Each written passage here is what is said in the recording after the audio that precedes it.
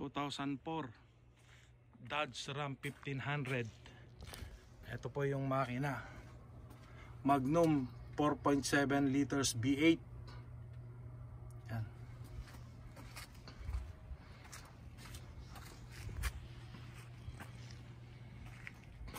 Mag-install ako ng wheel spacer adapter. 1 inches yung yung kapal. Gagayahin ko yung truck ng kapitbahay ko, naka fender flare. Ayan. Ito na yung apat gamit ang jack stand. Ayan, kabilaan niya.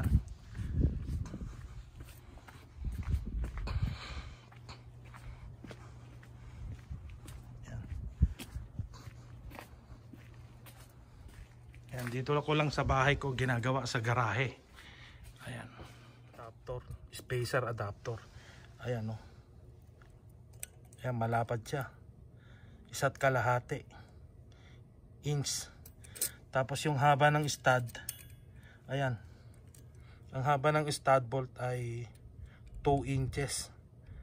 Ayan. Yung stud ng origin dito sa vehicle axle hub, eto yung sa may rotors nya. Yan, eto rotors. Tapos eto yung stud bolt. Ito yung original na haba nung ayan, yung haba nung stud.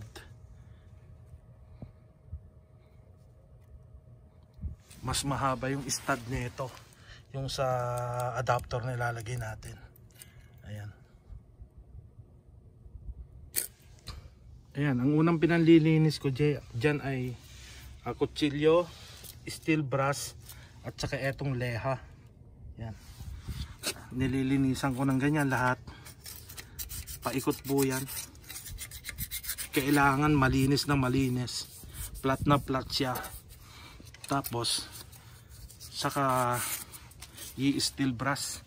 Pati yung mga stud, yung mga singit-singit niya. Ayan. Paikot po yan.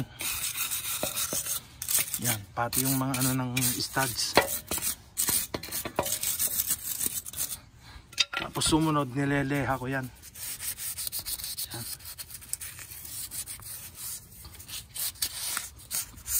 Paikot.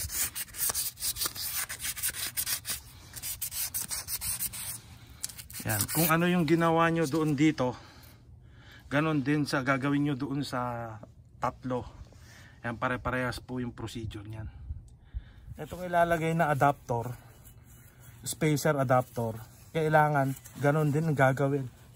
Lilinisan mo din, kailangan kakapain mo sa kamay kung pantay-pantay, wala nang dumi. Ayan.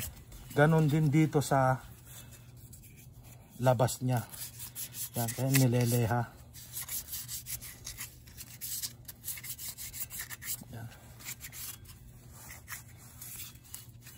Ito, 4 po yan, lahat gagawin pare-parehas. Bago natin lalagay itong wheel adapter spacer na to, naleha na natin, lilinisan na natin. Ayan. I-focus mo siya. Ayan. Tapos ilalagay na ho natin. Ihasid mo. Kita? Ayan. Ito. Post. Ito yung lug nuts niya. Ayan, lug nuts. Ordinary lang siya. Iba tong yung sa mag wheels niya. Ito, spline. Ayan. Ilalagay ko na, kakamayin lang para hindi malos thread. Okay. Ayan, lalagay ko na. Kamay lang ang pinanghihigpit para hindi malos thread. 5 tornilyo po yun, bolt. Stop. Ayan, tinotornilyo ko na. Hindi ko ginagamitan ng thread lock o thread adhesive. Gawa nung ire-retorque ko ulit pag mapatakbo ko ng 50 kilometers. Okay na. Yung spacer po nung right rear na ilagay na natin. Ayan yung front right. At saka sa front rear. Ay left front. Ito na lang yung left rear ilalagay natin.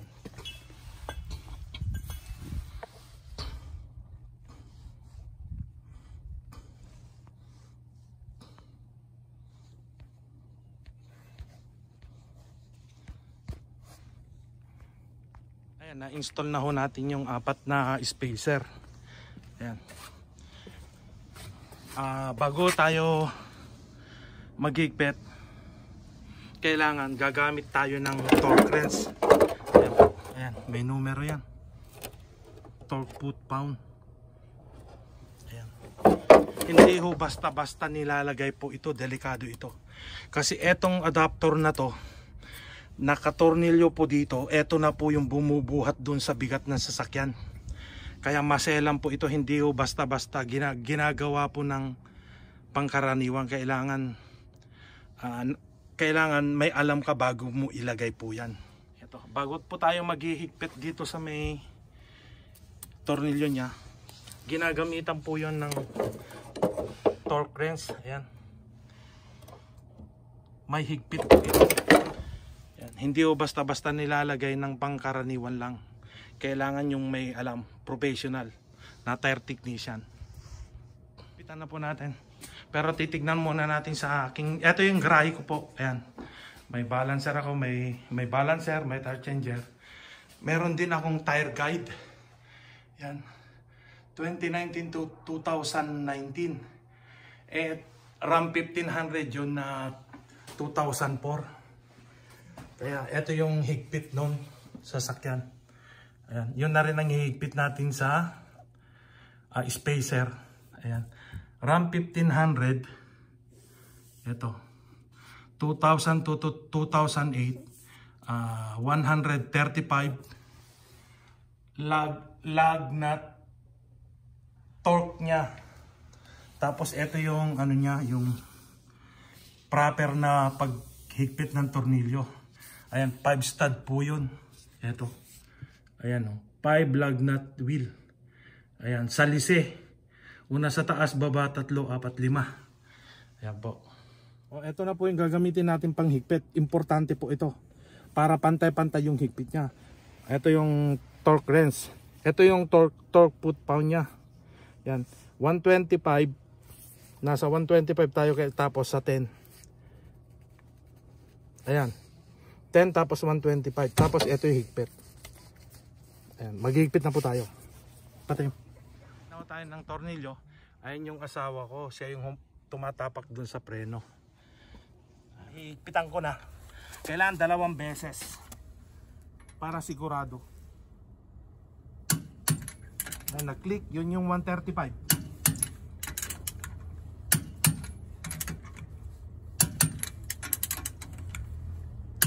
Ayan, uulitin ko. Nahihigpitan.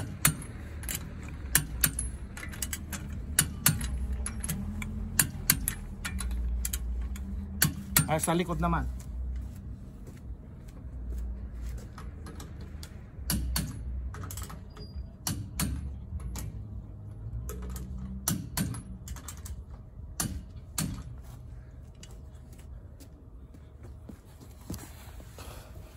Dito naman po tayo sa kabila.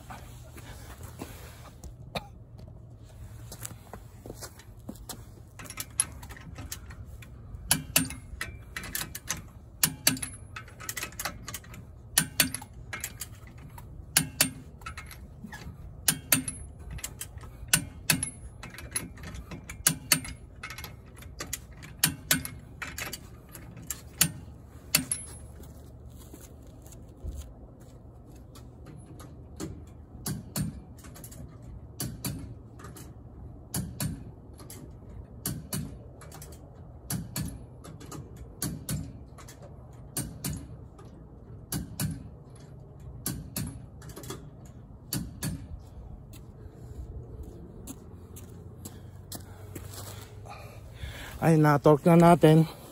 Patatakbuhin natin ng 50 kilometers tapos i-re-retorque ulit. Ilagay na yung spacer tapos na-i-torque na rin po.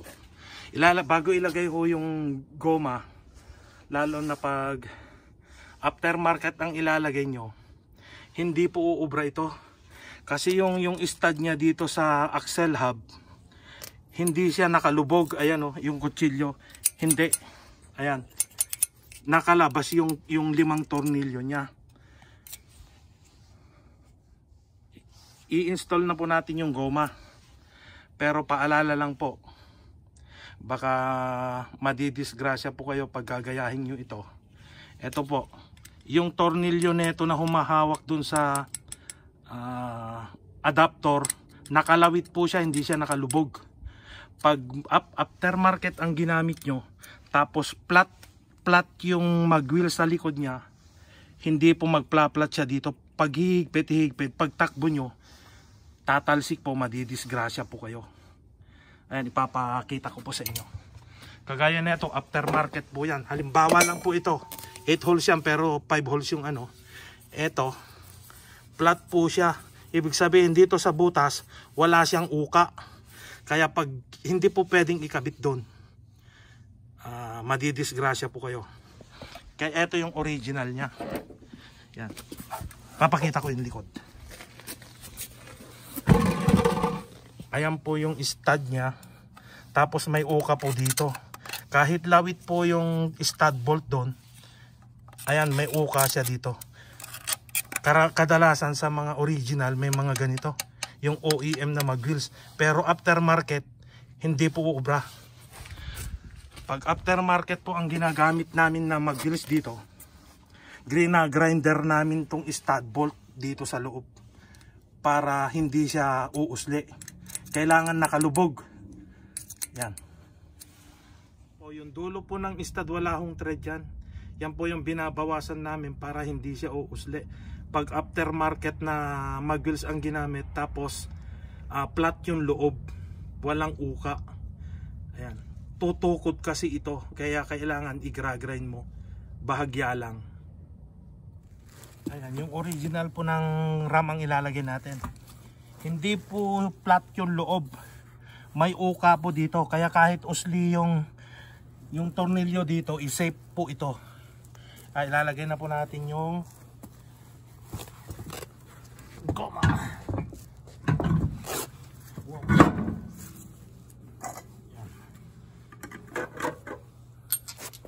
Tapos ang aking gagamitin na tornilyo ay spline. Ayan.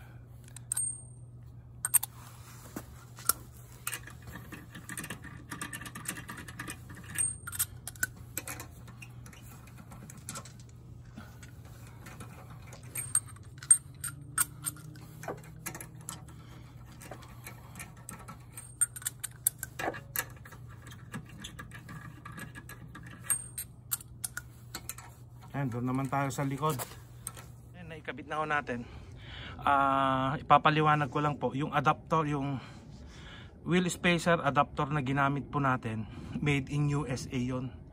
Iba yung wheel spacer sa wheel adapter. Ayan. Dito lang po ako sa Canada nakapagkabit nun. Sa Pilipinas, sa Banawe, 10 years ako nagtrabaho, hindi po ako nakakita at nakapagkabit. Dito lang po. Ayan, ito po yung kinabit natin. Ayan. Lumabas na po siya ng 1 inch. Mahigit. Ayan. Kabilaan. Ayan, hindi pa po tayo tapos. I-road test po natin. Ito-torque ko lang muna. Ayan, i-torque wrench po uli natin. RAM 1500 2004 model. 135 torque foot-pound.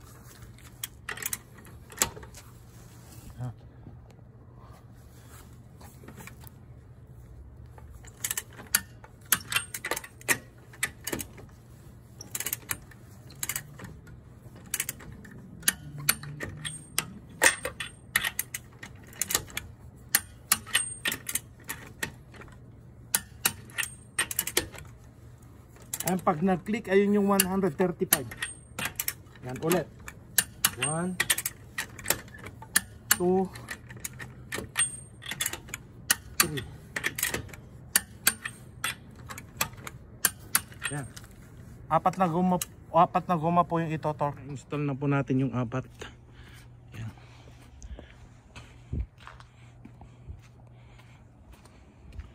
Yun, road test natin. Safe po gamitin to. Marami na po akong in-install. 2 years na po akong tireman sa Canada. Pero matagal akong tireman sa Banawe. Start po natin. Ayun, malayo na yung natatakbo ko. Ayan, Calgary, Edmonton North. Exit na tayo sa sa highway tayo dadaan. Tatakbo tayo ng 110 kilometers an hour. Yan.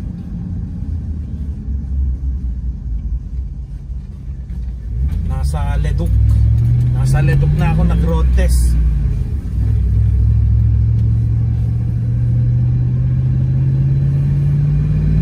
Ayan, exit na tayo ng Edmonton North. Ayan, Edmonton North. Ayan, kakanan tayo, highway na po. Safe po gamitin ang adapter, wheel spacer adapter. Mga kinakabitan ko, American car, Mustang, basta mga B8, mga truck. Meron pang R8 Audi 2018, nilagyan namin ng spacer. Ay, mag-highway na tayo.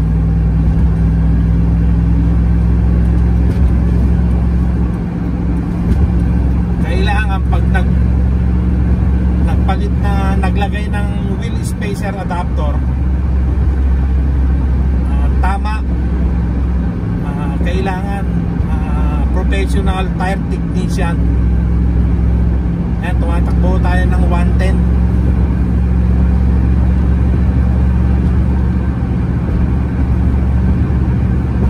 Safe po long drive to.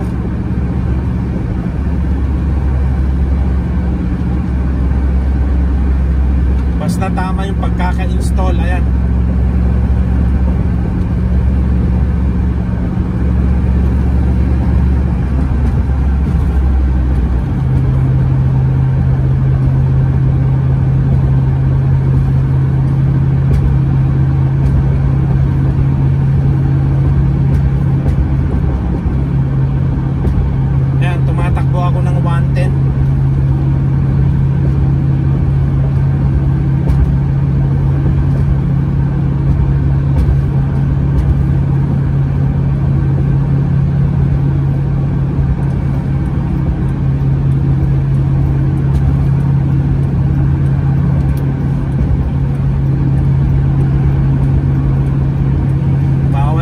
Overspeed, malaki ang huli. Ayan.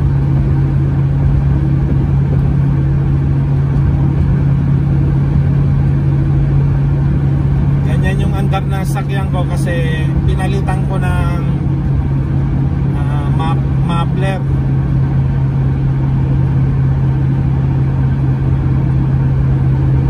Pinaingay ko ng kaunti. Yung tama lang kasi bawal dito sa Canada yung sobrang maingay yung tambucho. Mahal ang multa pag nahuli. Kaya tumatakbo tayo ng 110.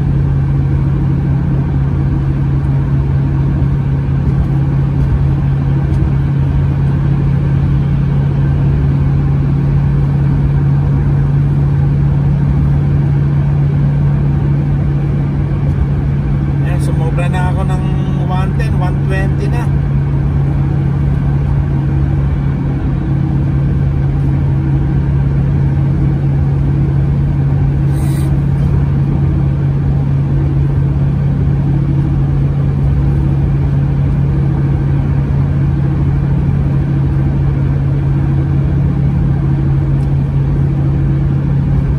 Nasa fast lane tayo.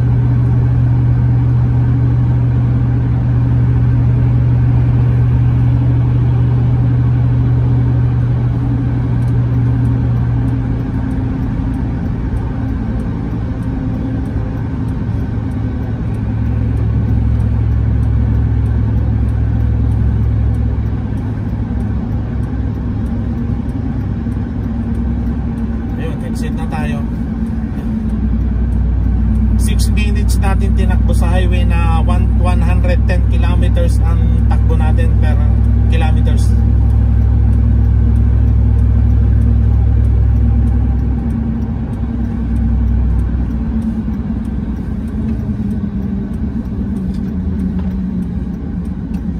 Ayan, wag ko kayong matakot gumamit ng wheel spacer adapter.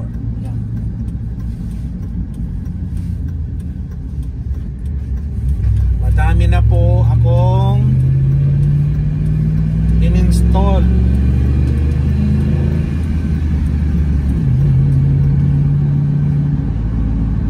Ayan, nasa Amazon na tayo. Warehouse ng Amazon ng Edmonton. Nisco pala, Nisco.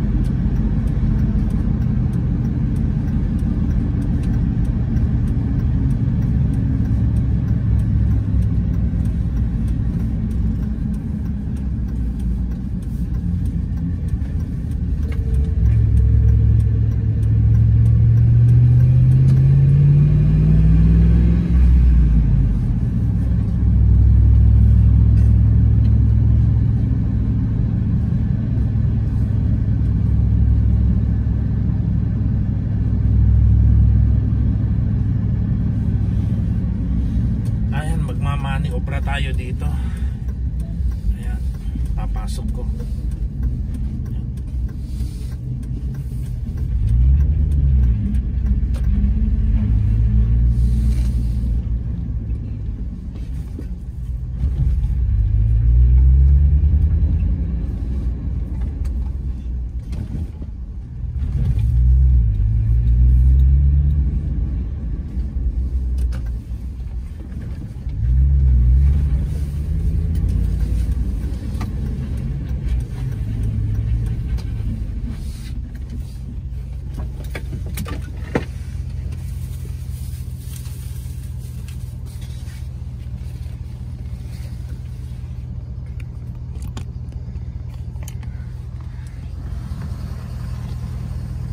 Ayan, nandito tayo ngayon.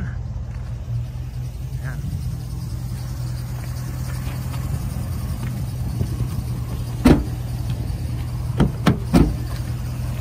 Ayan, ayan na. Safe. Tapos na-i-road test na po natin ng malayo. Babaklasin yung goma. Tapos i-re-retorque uli yung wheel spacer adapter, tapos saka uli babalik tong mag wheels, tapos saka uli i-torque. Bale, dalawang beses i-torque po yung wheel adapter at saka yung goma para safe po. Ayan, ganun talaga yung pagkakabit ng wheel spacer adapter. Ayan ko, marami pong salamat. Tapos na po tayo. Safe po gumamit ng wheel spacer adapter.